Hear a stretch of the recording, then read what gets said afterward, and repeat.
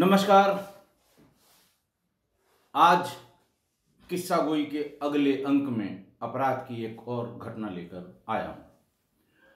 आज के अपराध की घटना शुरू करने के पहले कल हमारे बहुत से मित्रों ने कल के कमेंट बॉक्स में आप देखिएगा, अहमदाबाद में आतंकवादी गतिविधियों के ट्रायल के बाद कल जो 49 लोगों में 38 लोगों की फांसी हुई है उसके बारे में बताने को कहा था। ये वो लोग हैं जिन्होंने उस समय, उस दौर में 2005, 6, 7 और 8 में पूरे देश को हिला के रख दिया था। और उसी वक्त में जब उत्तर प्रदेश के फैजाबाद, बनारस और लखनऊ कोर्ट में बम ब्लास्ट हुए थे, तब एटीएस बनाई गई थी, anti terrorist squad, anti terror squad UP की। उसके पहले आतंकवाद और उससे रिलेटेड जितने काम थे वो एसटीएफ ही देखती थी। मैंने आपको बहुत बार बताया कि मैं एटीएस का संस्थापक सदस्य हूं और एटीएस को ही ये श्रेय जाता है कि इंडियन मुजाहिदीन को जड़ से देश से समाप्त किया गया और इन सारी घटनाओं में जो लोग थे उनको एक एक करके अकाउंट फॉर किया गया। आज मैं अपने किस्सा गोई के परिवार के लोगों से अनुरोध करूंगा कि वो मेरा पार्ट 101, 102, 103, 104, 105 और 106 जरूर देखें। ये पार्ट उस समय के हैं, मेरे उस पीरियड के हैं जब मैं एटीएस में तैनात था। उसमें ये कैसे हुजी और सिमी को इकट्ठा करके इंडियन मुजाहिदीन का गठन हुआ, ये मैंने पार्ट 101 में बताया है, तिथिवार बताया है। 103 में पहली बार संजरपुर, आजमगढ़ का वो गांव, वो मशहूर गांव जो बाटला हाउस एनकाउंटर के बाद और मशहूर हुआ, संजरपुर से कैसे टेरर लिंक्स जोड़े गए थे, इसका जिक्र किया है। 103 मैंने 23 सितंबर 2020 को अपलोड किया था, 23 सितंबर 2020 को, जिसमें शहजाद उर्फ पप्पू, असदुल्ला खान हड्डी, छोटू, आकिब, समीर, जिन जिन लोगों की जहां जहां संलिप्तता थी उसके बारे में बताया था। 104 में, पार्ट 104 में, ये सीजन 3 था, पार्ट 104 में जो कोर्ट्स में धमाके हुए थे, फैजाबाद, बनारस और लखनऊ के कोर्ट में धमाके हुए थे, बहुत से लोग मारे गए थे, उसका मैं सिलसिलेवार विवरण, क्योंकि मैं उस मौके पर गया था। इसी तरह गोरखपुर में 3 धमाके हुए थे, तीनों बहुत ही इंपॉर्टेंट जगहों पे हुए थे। साइकिलों पे जूट के झोले में दूध के जो डिब्बे होते हैं उसमें टाइमर लगा के रखे गए थे। उस समय मैं एसटीएफ में था और उस मौके पर भी मैं गया था एसटीएफ की टीम के साथ। इसका पूरा जिक्र 104 में 105 में, पार्ट 105 में अहमदाबाद में हुए धमाकों का जिक्र किया है, जिसमें 56 लोग मारे गए थे। और उसके बाद पार्ट 106 में बाटला हाउस के एनकाउंटर जो 19 सितंबर 2008 को हुआ था, उसका पूरा विवरण मैंने दिया था। क्योंकि बाटला हाउस एनकाउंटर में हमारे बहुत ही जाबाज पुलिस अधिकारी जो दिल्ली की स्पेशल सेल में थे, मोहन चंद शर्मा, वो शहीद हुए थे। और बाटला हाउस के एनकाउंटर के बाद ही आईएम की, इंडियन मुजाहिदीन का अंत होना शुरू हो गया था। बाटला हाउस एनकाउंटर में इनके 2 प्रमुख आतंकवादी आतिफ अमीन और साजिद, ये मारे गए थे। बाटला हाउस एनकाउंटर के पीछे जो हुआ था वो मैंने सब आपको 106 में बताया है। दिल्ली में सीरियल ब्लास्ट हुए थे, गंभीर सीरियल ब्लास्ट हुए थे। और उसी को परस्यू करने में मोहन चंद शर्मा को अलग अलग इन्फॉर्मेशन मिल रही थी। उनको इन्फॉर्मेशन मिली, वो मौके पर गए बाटला हाउस में, जहां इन आतंकवादियों ने उन पर गोली चला दी। उनकी मृत्यु हुई, लेकिन मृत्यु के पहले दो बड़े जो इनके टॉप के लीडर थे, आतिफ अमीन और साजिद, ये दोनों भी मारे गए थे। शहजाद बाटला हाउस एनकाउंटर में ट्रायल इसका हुआ था, जिसमें उसको आजीवन कारावास हुई थी। 105 में, पार्ट 105 में मैंने जयपुर के सीरियल ब्लास्ट का भी जिक्र किया है। 106 में दिल्ली के, मैंने बताया कि 106 में दिल्ली का सीरियल ब्लास्ट और उसकी सीक्वेंस में बाटला हाउस एनकाउंटर के बारे में बताया था। अहमदाबाद में सबसे पहले इनका ट्रायल शुरू हुआ। उनमें से वो लोग भी थे कुछ जिन्होंने वहां स्थानीय रूप से आतंकवादियों की मदद की थी। वो लोग भी थे जिन्होंने कुछ उनको सामान मुहैया कराया था। वो लोग भी थे जो उसमें रैकी करने में शामिल थे। और धीरे धीरे एक एक करके यूपी एटीएस ने, बहुत मेहनत करनी पड़ी थी उस समय, मैंने उन सब में बताया है। जैसे असदुल्ला हड्डी के लिए उस संजयपुर गांव में घुसना मुश्किल है। आजमगढ़ की टोपोग्राफी और वहां की ज्योग्राफी के बारे में जो लोग जानते हैं, पुलिस का आदमी चाहे सादे में चाहे वर्दी में घुस नहीं सकता। और जाने कितने जतन करने पड़े हमारी आजमगढ़ यूनिट को असदुल्ला को पता करने के लिए, उसके घर का पता करने के लिए, उसकी लोकेशन जानने के लिए। उसकी शादी का रिश्ता लेकर एटीएस के लोग अलग अलग भेष में वहां गए थे। बाकियों के घर का पता करने के लिए और उनके मूवमेंट का पता करने के लिए हैंडपंप लगाने वाली एजेंसी का नाम लेकर उसके पैर छपवाकर इस तरह से वहां गए थे। और एक एक करके सारे इंडियन मुजाहिदीन के आतंकवादियों को अकाउंट फॉर किया गया था। कल जिन 38 लोगों को फांसी हुई है, उनमें से 7 उत्तर प्रदेश के हैं और ज्यादातर एटीएस के गिरफ्तार किए हुए हैं। जो 7 उत्तर प्रदेश के आतंकवादी हैं, उनमें अबू बशर जो इनका नेता है, जो इनका जो शुरुआत से इंडियन मुजाहिदीन के गठन के समय से उसका सदस्य रहा है, जीशान अहमद, मोहम्मद सादिक, मोहम्मद आरिफ, सैफुर रहमान, अब्दुल रहमान और शकील लोहार, ये उत्तर प्रदेश के हैं। उन 38 लोगों में जिन्हें फांसी की सजा सुनाई गई है। अंत यही नहीं है, अखबारों में मैंने इसका और भी रिएक्शन देखा है कि इसकी हम हाई कोर्ट में अपील करेंगे, सुप्रीम कोर्ट में अपील करेंगे। ये पहला ट्रायल है अहमदाबाद का, एविडेंस बेस्ड ट्रायल है अहमदाबाद का। इसके बाद ये जयपुर के सीरियल ब्लास्ट के लिए कोर्ट में इनका ट्रायल होगा। फिर दिल्ली के सीरियल ब्लास्ट के लिए कोर्ट में इनका ट्रायल होगा। तब ये उत्तर प्रदेश में कोर्ट के सीरियल ब्लास्ट, गोरखपुर के ब्लास्ट, इनके लिए इनका ट्रायल होगा। मतलब मैंने उन सभी, आप इसको देखें जरूर, 103, 104, 105 जरूर देखें, बाटला हाउस के लिए 106 देखें। मैंने जिस सिलसिले से मैं जहां जहां पोस्टेड रहा हूं, उस सिलसिले से, यानी कोसोवो के वृत्तांत के बाद जैसे ही मैं कोसोवो से आया और एटीएस मैंने ज्वाइन की, उसी कोसोवो के ठीक बाद वाले जो एपिसोड्स हैं वो सब एटीएस के हैं और इंडियन मुजाहिदीन से संबंधित हैं। एटीएस में इंडियन मुजाहिदीन के अलावा भी जो कार्य किया गया है उसके बारे में भी अगले एपिसोड्स में जिक्र किया गया है।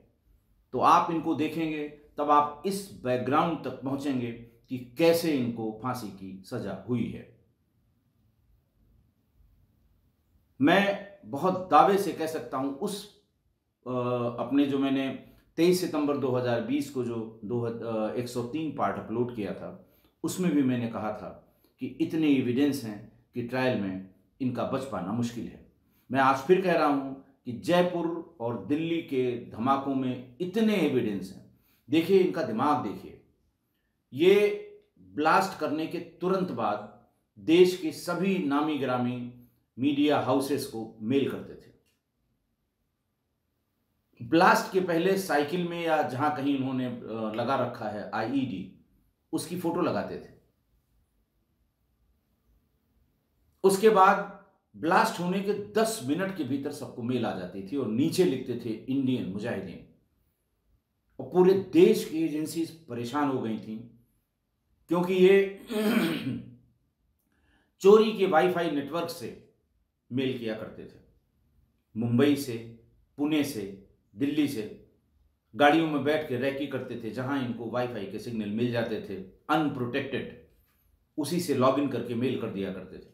और जिसका, गरीब का, बेचारे का वाईफाई इस्तेमाल होता था, वो कई कई हफ्तों तक पुलिस थानों में बुला बुला के पूछताछ होती थी। इसलिए मुश्किल हो गया था इनका पता करना। भटकल बंधु जो बाहर से बैठ के ऑपरेट करा रहे थे, उनके थ्रू धीरे धीरे धीरे धीरे, और भला वो मोहन चंद शर्मा का, ईश्वर उनकी आत्मा को शांति दे, अगर ये बाटला हाउस का एनकाउंटर न होता तो इंडियन मुजाहिदीन के पूरे स्ट्रक्चर का पता भी न लगता। बहुत टाइम लगता ये पता होने में कि संजरपुर से ये सारा स्ट्रक्चर ऑपरेट किया जा रहा है। तो हमारे किस्सा गोई परिवार के जिन तमाम लोगों ने कल ये अनुरोध किया था कि इस ट्रायल और फांसी के बारे में भी कुछ बताएं, तो मेरा मानना भी है और मेरा दायित्व भी है, क्योंकि मैं इस सब के बारे में पहले बता चुका हूँ। जिस जिस ब्लास्ट के संबंध में आप जानना चाहते हैं, क्योंकि इनमें से एक ब्लास्ट को छोड़ के सारे ब्लास्ट के मौके पर मैं अपनी टीम के साथ गया हूँ, एटीएस में रहते हुए। लिहाजा 101 में तो गठन की बात है, 2, 3, 4, 5 और 6, इसमें अगर आप समय देंगे तो आपको ये पूरी केमिस्ट्री का ज्ञान हो जाएगा कि आखिर किस तरह से इन्होंने पूरे देश में एक साजिश के तहत तरह तरह के हमले किए थे। कल वाले एपिसोड के बारे में भी एक जानकारी आपको मैं दे दूं। श्री प्रशांत मिश्रा ने लिखा है कि मेरे गांव, जो थाना घुंघटेर, जिला बाराबंकी का गांव है जमुआ, बैंक मैनेजर साहब जयबख्श सिंह इसी गांव के रहने वाले हैं। उन्होंने आगे लिखा है कि उनकी पत्नी और बेटे की हत्या के बाद उनकी पहली पत्नी जेल चली गई। 1-2 साल जेल रहने के बाद फिर वो वापस आ गई। इस बीच में जयबख्श सिंह ने एक और शादी कर ली। मैंने कल कहा था कि जरूर उसने उनकी पहली पत्नी के भतीजे आनंद सिंह ने कहा था कि फिर ये शादी करेंगे तब देखा जाएगा, तो फिर उन्होंने वहां शादी कर दी। लेकिन इस बार इस नई पत्नी को वो लखनऊ के नए मकान में नहीं ले गए, उसे गांव में ही रखा। लेकिन इसी बीच पिछले साल की कोरोना में बैंक मैनेजर श्री जयबख्श सिंह की कोरोना में मृत्यु हो गई। ये अपडेट प्रशांत मिश्रा ने दिया है, जो उसी गांव के रहने वाले हैं। एक और बात मैं कहना चाहता हूँ, बार बार कुछ लोग, हमारे जो मित्र भी हैं, हमारे शुभचिंतक भी हैं, हमारे किस्सा गोई परिवार के सदस्य भी हैं, इस बात पे जोर देते हैं कि साहब अगर आप ट्रायल का नहीं पता लगा पाते तो किस्सा सुनाने से क्या फायदा। मेरी ये समझ में नहीं आता कि ट्रायल में उनका क्या इंटरेस्ट है। मैं क्राइम से बचने का, क्राइम के तरीके का, क्रिमिनल के बिहेवियर का, क्रिमिनल की मेंटेलिटी का, इन सब के बारे में चाहता हूं कि आप जानकारी रखें। 1000 बार बता चुका हूं, कम से कम 100 एपिसोड में बता चुका हूं कि उस जमाने की बातें जब हमारे पास कोई इलेक्ट्रॉनिक एविडेंस का साधन नहीं था, सिर्फ गवाहों के बयान पे ये चीजें ट्रायल हुआ करते थे। लेकिन साहब नहीं, वो ट्रायल में क्या हुआ ये बताइए। 25 साल पहले ट्रायल में क्या हुआ। और एक ने तो बहुत ही अच्छी, क्या अभद्र टिप्पणी की है कि साहब आप रिटायर हो गए, अब तो कोई नहीं सुनेगा, आपको कोई क्यों बताएगा। हम क्यों जानना चाहें ये नहीं समझ में आता।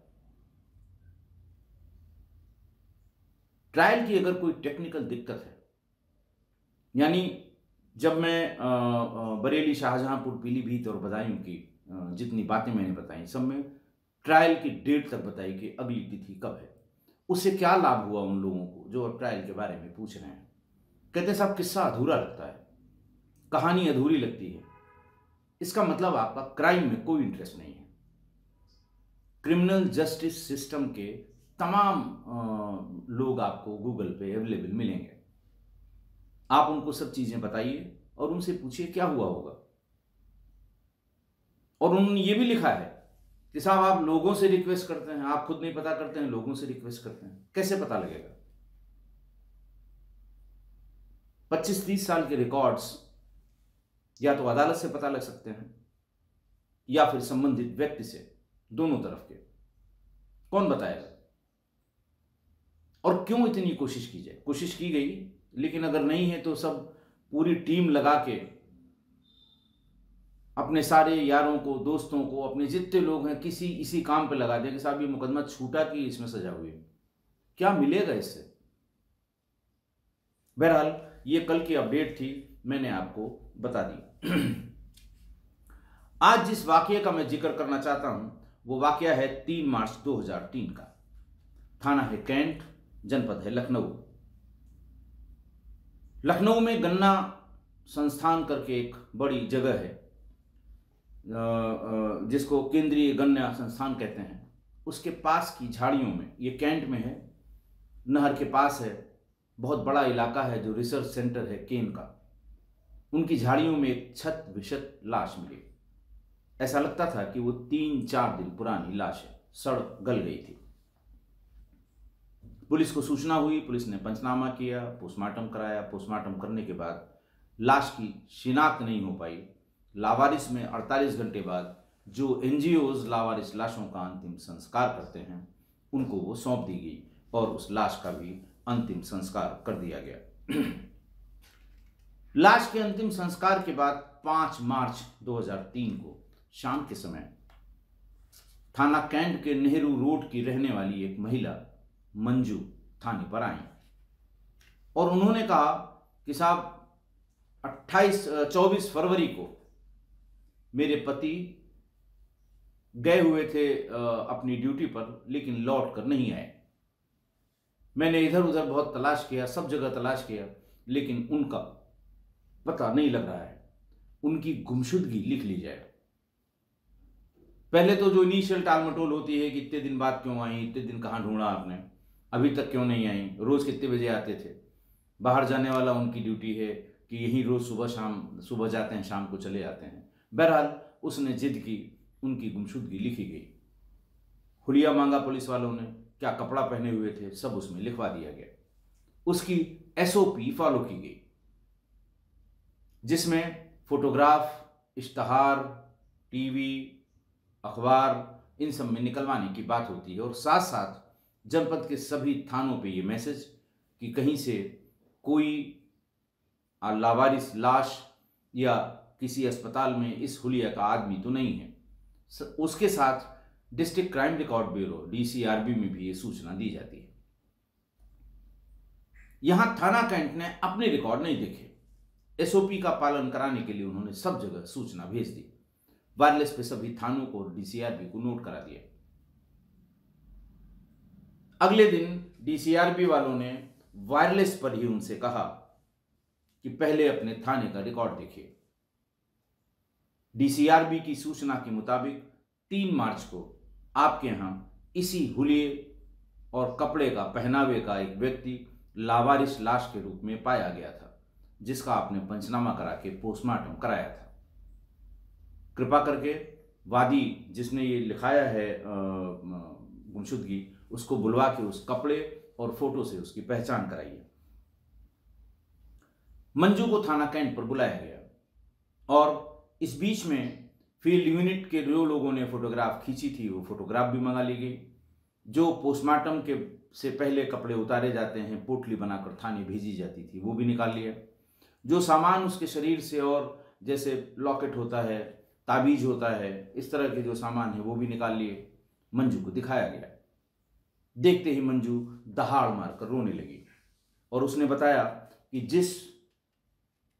जो गुमशुदगी मैंने अपने पति की लिखाई थी ये वही है, वही कपड़े हैं, वही सामान है, वही डील डौल है, फोटो से भी वही है। अपने पति का नाम राजेंद्र कुमार बताया और ये बताया कि वो सेना में 4th श्रेणी के कर्मचारी हैं। 24 फरवरी को वो ड्यूटी पर गए थे, लेकिन तब से आज तक नहीं आए। थाने पर पीएम रिपोर्ट पहले से थी। देखिए थाने की लापरवाही, पहले तो उन्होंने अपने रिकॉर्ड्स नहीं चेक किए, दूसरे जब पीएम रिपोर्ट में ये आ गया था कि मृत्यु किसी भारी वस्तु के सिर पर चोट पहुंचाने से और इंसाइज वूंड यानी शार्पेस्ट वेपन से हुई है, तब इनको तुरंत लावारिस में ही सही 302 का मुकदमा लिख लेना चाहिए था। पीएम रिपोर्ट जब निकाली तो उसमें इन सभी चोटों का जिक्र और स्कल पे मल्टीपल फ्रैक्चर लिखा हुआ था। फौरन उसको गुमशुदगी को 302 यानी हत्या की धाराओं में तरमीम किया गया और विवेचक ने विवेचना शुरू कर दी। चूंकि मृतक राजेंद्र सेना से संबंधित था, चतुर्थ श्रेणी का कर्मचारी था, इसलिए मिलिट्री पुलिस को भी सूचना दी गई और इस संबंध में उन्होंने भी आकर जानकारी ली और समय समय पर हर दूसरे तीसरे दिन वो इस घटना की प्रगति के बारे में विवेचक से पूछा करते थे। कैंट थाने का जो विवेचक था वो वही 3 चीजें जर जोरू जमीन यानी आशनाई, रंजिश और संपत्ति, इस पर उन्होंने अपनी विवेचना केंद्रित कर ली थी। अड़ोस पड़ोस के लोगों से, रिश्तेदारों से, दोस्तों से, साथ के आने जाने वालों से सबके बयान नोट कर लिए, सबसे पूछताछ कर ली, लेकिन कोई फर्क नहीं पड़ा। विवेचना कहीं आगे नहीं बढ़ी। बिल्कुल ये नहीं पता लग पा रहा था कि आखिर इसके पीछे मोटिव क्या है। बिना मोटिव के कोई भी हत्या संभव नहीं है। विवेचक ने तब अंत में मिलिट्री पुलिस से मदद मांगी और ये कहा कि आप मेरी मदद करिए, मैं इनके वर्क प्लेस या जहां ये काम करते हैं वहां के लोगों से उनका बयान लेना चाहता हूं, इनका जो सर्विस रिकॉर्ड है वो भी देखना चाहता हूं। वहां किसी से कोई दिक्कत तो नहीं थी, प्रोफेशनल राइवलरी जिसे कहते हैं, इनके काम से कोई दूसरा चिढ़ता तो नहीं था। दूसरा, हमें यह भी देखना है कि इस बीच में क्या इन्होंने कोई लोन तो नहीं लिया था कि पैसे के लिए इनकी हत्या हो गई। मिलिट्री पुलिस ने उनकी मदद की, इनके साथ के लोगों के बयान नोट कराए। फिर जब ये ऑफिस पहुंचे, इनके ऑफिस के रिकॉर्ड के लिए, तो रिकॉर्ड में उनको 23 जून 1996 की लिखी हुई एक चिट्ठी, राजेंद्र की, मृतक की एक चिट्ठी मिल गई। उसमें राजेंद्र ने यह लिखा था कि मेरी पत्नी मंजू के संबंध राजेश से हैं जो मेरा सहकर्मी है और मुझे आशंका है कि मेरी पत्नी मुझे मरवा कर मेरे फंड और बीमे का पैसा हड़पना चाहती है ताकि वो राजेश के साथ ऐशो आराम से अलग रह सके। राजेंद्र ने अंत में यह भी लिखा है, ये रिक्वेस्ट लिखी कि अगर मुझे कुछ होता है तो मेरे फंड और बीमे का पैसा मेरी पत्नी के बजाय मेरी मां को दिया जाए। उसने अपनी मां का नाम और मां का पता भी उस प्रार्थना पत्र में अंकित कराया था। अंत में उसने ये भी लिखा कि मेरे इस पत्र को पूर्णतया गोपनीय रखा जाए, इसकी जानकारी किसी भी कीमत पर मेरी पत्नी को नहीं होनी चाहिए। अगर ऐसा हुआ तो वो राजेश के साथ मिलकर कोई न कोई साजिश जरूर करेगी जिसमें मेरा ही नुकसान होगा। इस एप्लीकेशन पर संबंधित अधिकारी ने, जो भी इसको देखते होंगे, उन्होंने एक आदेश भी किया था कि इस प्रार्थना पत्र पर नॉमिनी चेंज करने का काम नहीं किया जा सकता। प्रार्थी को बुलवा लिया जाए और नॉमिनी चेंज कराने की जो विधिक प्रक्रिया है उसे अवगत करा के, अगर उसे नॉमिनी अपनी मां को बनाना है तो उस प्रक्रिया का पालन करा दे ताकि इसकी पत्नी का नाम काटकर इसकी मां का नाम उस पर चढ़ा दिया जाए। रिकॉर्ड्स के मुताबिक उसको बुलाया गया और आया भी। उसको पूरी विधिक प्रक्रिया समझाई गई कि इसमें किस तरह से एफिडेविट लगेगा, किस तरह से वहां के ग्राम प्रधान का सर्टिफिकेट लगेगा, तमाम चीजें होती हैं जब आप नॉमिनी चेंज कराते हैं। उसने पूरी बात समझ ली और ये कहा अपने अधिकारी से कि ठीक है साहब, मैं अपने वकील से बात करा के एफिडेविट तैयार करा के उसे लेकर आऊंगा और जमा करा दूंगा। लेकिन वो आया नहीं। इस बीच ऑफिस से यह भी पता लगा, रिकॉर्ड से ही, कि जब वो भर्ती हुआ था उस समय ऑफिस रिकॉर्ड में नॉमिनी उसके पिताजी थे जिनकी बहुत पहले मृत्यु हो गई। और अभी हाल यानी 96 के पहले जब इसने प्रार्थना पत्र दिया था जो रिकॉर्ड पे था, उसके साल, 1.5 साल, 2 साल पहले ही उसकी पत्नी इसको लेकर आई थी और उसने पूरी विधिक प्रक्रिया का पालन कराया था। रोज रोज आती थी कि उसका नाम नॉमिनी में चढ़ा दिया जाए, और वो नाम उसका नॉमिनी में चढ़ा दिया गया। रिकॉर्ड्स में वो नॉमिनी हो गई राजेंद्र की। आईओ को बहुत अच्छी लीड मिल गई कि जब मृतक ने ही लिख रखा है कि मेरी पत्नी के फलां व्यक्ति से संबंध है और वो मुझे मरवा सकती है, तो सबसे पहले उसी व्यक्ति को लाया जाए। राजेश, जो दिलकुशा कॉलोनी का रहने वाला था, कैंटोनमेंट में ही उसे थाने पर लाया गया। साधारण तरीके से तो कोई बता नहीं सका, खातिरदारी की गई, बहुत ज्यादा रजिस्ट नहीं कर पाया और उसने फिर पूरा वाकया बताया। उसने बताया कि हम और राजेंद्र दोनों साथ साथ काम करते थे, मेरा इनके यहां आना जाना था। इसकी पत्नी बहुत महत्वाकांक्षी और बहुत अपडेट रहने वाली थी। मेरे धीरे धीरे उससे संबंध हो गए। उसी ने मुझसे एक बार पूछा कि ये पता कर दो कि उसमें नॉमिनी किसको बनाया है, क्योंकि उसे कहीं से ये पता लगा था कि हम लोगों के साथ के ही एक उमेश की रोड एक्सीडेंट में जब मृत्यु हो गई तो उसकी पत्नी को कितना पैसा मिला। वो उसी कॉलोनी में रहते भी थे, उसे ये पता था कि काफी बड़ा पैसा मिला था। बातचीत करते करते उसने इससे कहा, ये पता करो कि अगर राजेंद्र मरेगा तो हमें कितना पैसा मिलेगा। इसने ऑफिस के रिकॉर्ड को देख के बताया कि तुम्हें एक नया पैसा नहीं मिलेगा, इसलिए क्योंकि उसमें नॉमिनी उसके पिता का है, नाम दिया हुआ है। यह राजेंद्र को चाहिए था कि जब उनके पिता की मृत्यु हो गई तो नॉमिनी में तुम्हारा नाम चढ़वा दें। बस उसी दिन से ये राजेंद्र के पीछे पड़ गई और रोज ऑफिस के चक्कर लगाते लगाते 10-15 दिन में उसने अपना नाम नॉमिनी में चढ़वा लिया।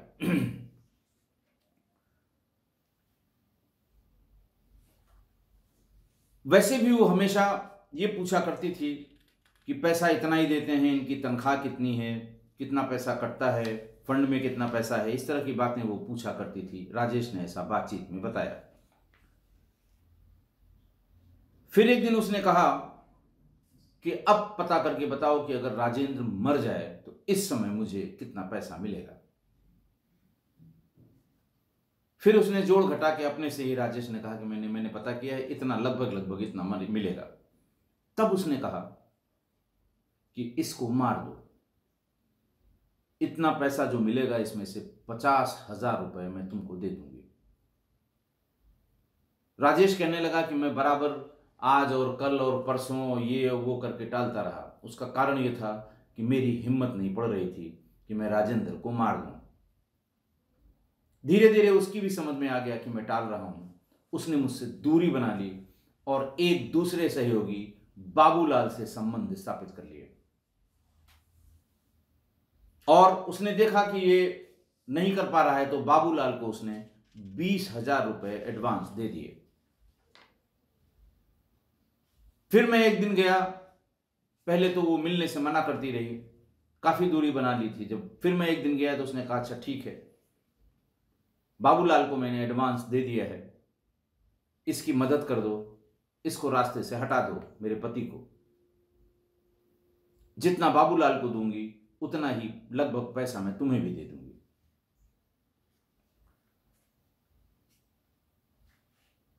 उसने कहा अब क्या बात हो गई?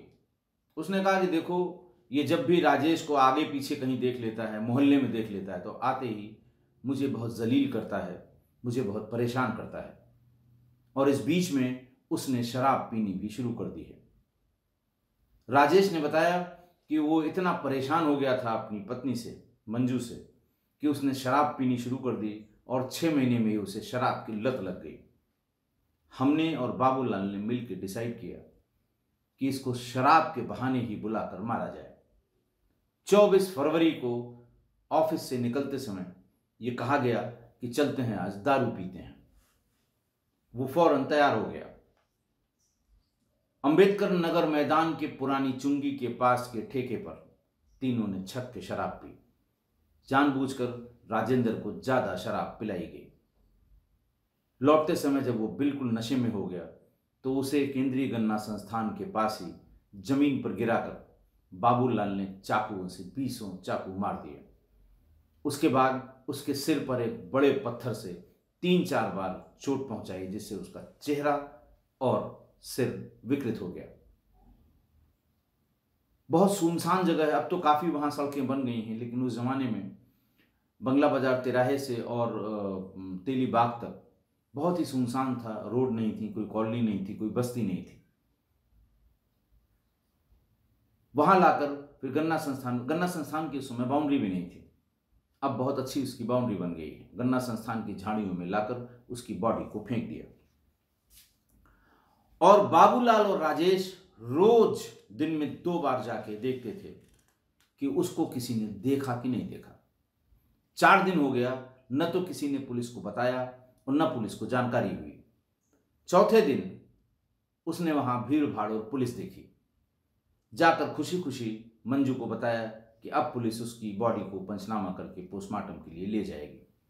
अगले दिन अखबार में छोटी सी खबर भी देखी कि अज्ञात व्यक्ति का शव मिला है, जिसकी उम्र इतनी इतनी, जो पुलिस के प्रेस नोट में जाता है वो चीजें लिखी हुई थी। जब ये लोग मुतमईन हो गए कि अब उसकी अंत्येष्टि हो चुकी होगी, तब मंजू से गुमशुदगी लिखवाने के लिए थाने पर भेजा, क्योंकि बाबूलाल ने बताया कि मैंने पता कर लिया है, बिना एफआईआर और पोस्टमार्टम रिपोर्ट के फंड और बीमे का पैसा नहीं मिलेगा। इस गरज से वो गुमशुदगी लिखवाने गई और अगले दिन सुबह तक पता ही लग गया कि वही व्यक्ति है जो अज्ञात में जिसका पोस्टमार्टम कराया गया है। राजेश और बाबूलाल को पुलिस ने गिरफ्तार करके जेल भेज दिया। आज की घटना, एक महिला का अति महत्वाकांक्षी होना और पैसे का बहुत ज्यादा मोह होना, यह बहुत ही खतरनाक और दुखदाई हुआ इस घटना में। और इतनी महत्वाकांक्षा और पैसे की इतनी लालच ने उसे एकदम अंधा कर दिया। उसे अपने और गैरों में फर्क भूल गया और उसने इसी पैसों के लिए कुछ भी करने की ठानी और पति की हत्या करा दी। बीमा और फंड की एक मुश्त रकम की लालच, इसको हथियाने के लिए उसने 2 लोगों से संबंध बनाए। किस हद तक वो चली गई और फिर उनको मरवा भी दिया।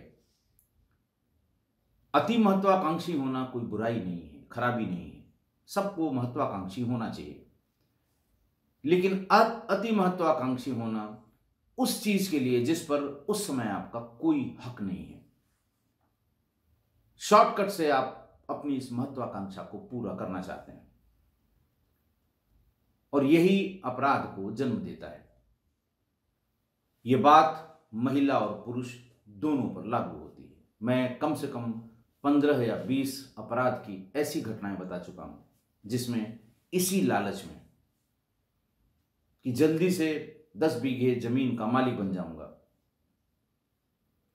या अगर इसको मार दिया जाए तो मेरा बेटा इस पूरी प्रॉपर्टी का वारिस हो जाएगा। शॉर्टकट में, लालच में, अधिक महत्वाकांक्षा में हमेशा अपराध जन्म लेता है।